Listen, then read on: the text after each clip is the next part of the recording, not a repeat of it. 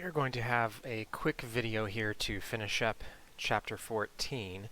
If you remember, the last thing that we did was we worked through this giant problem finding the pH at 4 different points in a titration, well, finding the pH at 3 different points and then finding the volume that was needed to reach the equivalence point. That was the last thing that we did. So we're going to pick up here, talking about titration curves with weak bases and strong acids. This is going to be the mirror image of what you would see if you did just the opposite, if you had a weak acid with a strong base, which is what we were looking at in the last problem there. So this is very, very similar.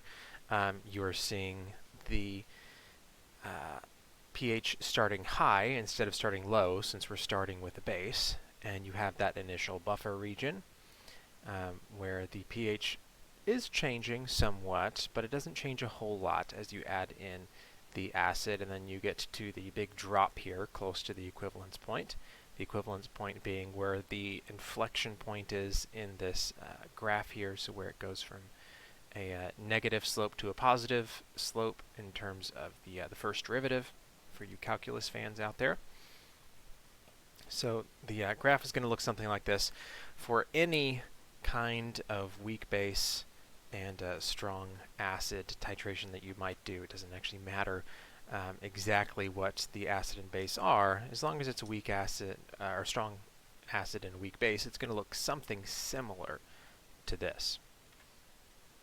If you have a polyprotic acid, and that is what you're titrating, an interesting thing happens. Sometimes, not every time, but sometimes when you have a polyprotic acid, if the two protons, the two acidic protons in the polyprotic acid, if their Ka values or pKa values are far enough apart, you can actually see two separate equivalence points. If they're really close to one another, these do tend to just kind of meld together into one kind of big bleh. But if they're far enough apart, you can actually see the two individual equivalence points.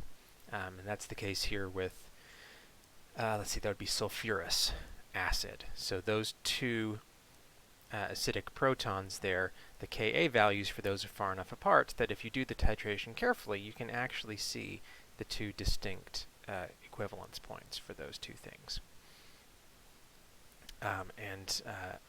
You would see that if you were able to do the titration slow enough, essentially. No matter how far the two Ka values are apart, if you do the titration recklessly, if you just add a whole bunch of acid, or base in this case, all at once, then you will just kind of get the two kind of melding together, because you're not going to be you're not going to see fine enough details to see the equivalence points there. But if you do it slowly, which is the way that you're supposed to do titrations, nice and slow and meticulous, then you will be able to see the two equivalence points for polyprotic acids. When we're trying to detect when that equivalence point comes around, we have a couple different options for doing that. Most of these we've actually discussed previously as well, but just to reiterate, the two different ways we have of detecting the end point here is either using an indicator or using a pH monitor, or a pH, what's the word I'm trying to think of? pH probe, I guess you could call it, which measures the conductivity that is due to H3O+, and only due to H3O+. It's not going to measure the conductivity if you have a Na+ floating around, which you will if you're using sodium hydroxide. It's not going to measure the conductivity due to this stuff. It's only going to measure the conductivity due to H+ in solution. So those are our kind of two main options that we have. And honestly, often people will use both at the same time. But you don't have to use both. It kind of depends on what you want. If you're going to use a pH monitor or pH probe, then really all you have to have is a computer to hook it up to. So you just put in your pH probe. It monitors the pH as you run through the titration, and it will give you a nice little readout, just like you can see here, and you'll actually be able to see where the endpoint is based on the graph that you get because you will be continuously taking data, at least you should be continuously taking data.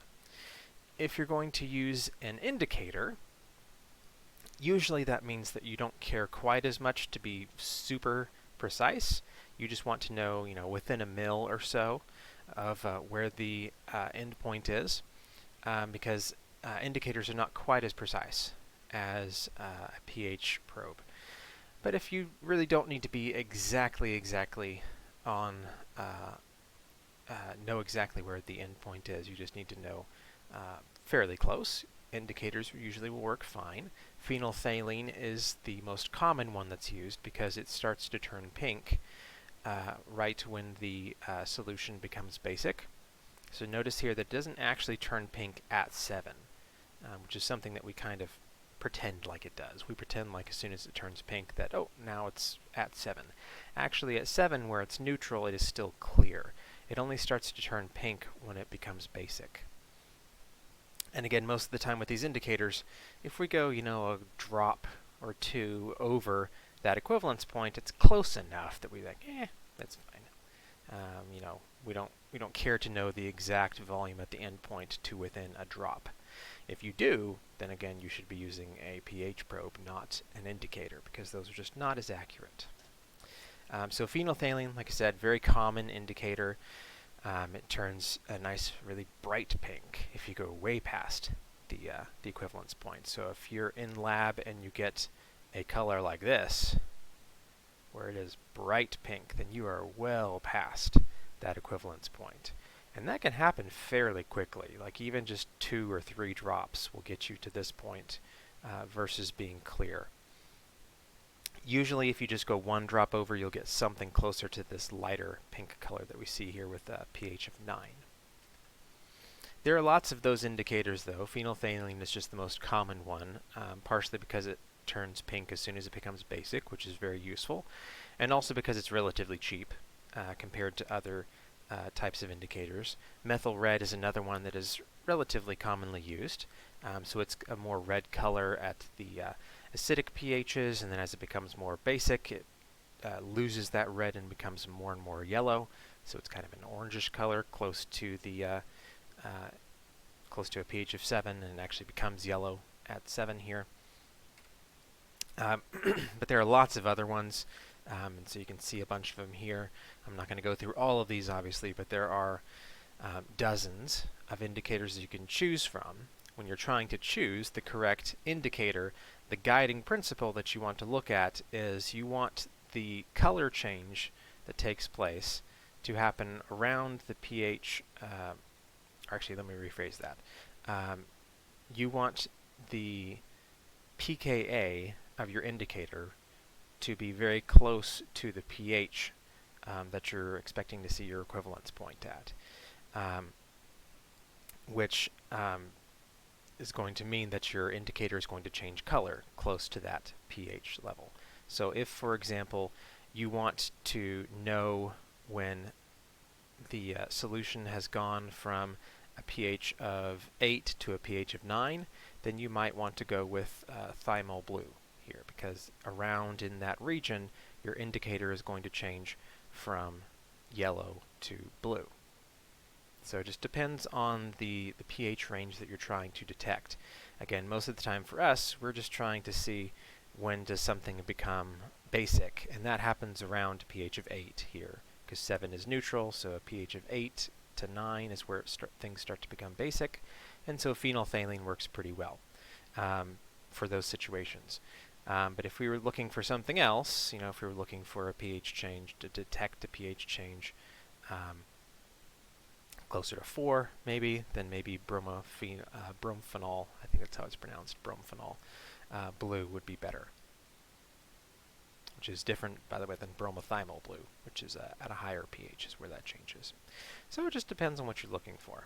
It depends on what and how much you're willing to pay, and how difficult the indicators are to clean up, because some of these actually you do have to dispose of in certain ways. You can't just flush them down the drain. Alright, so that is the end of Chapter 14. In the next video, we will pick up with Chapter 15 and talk about solubility. I'll see you in the video.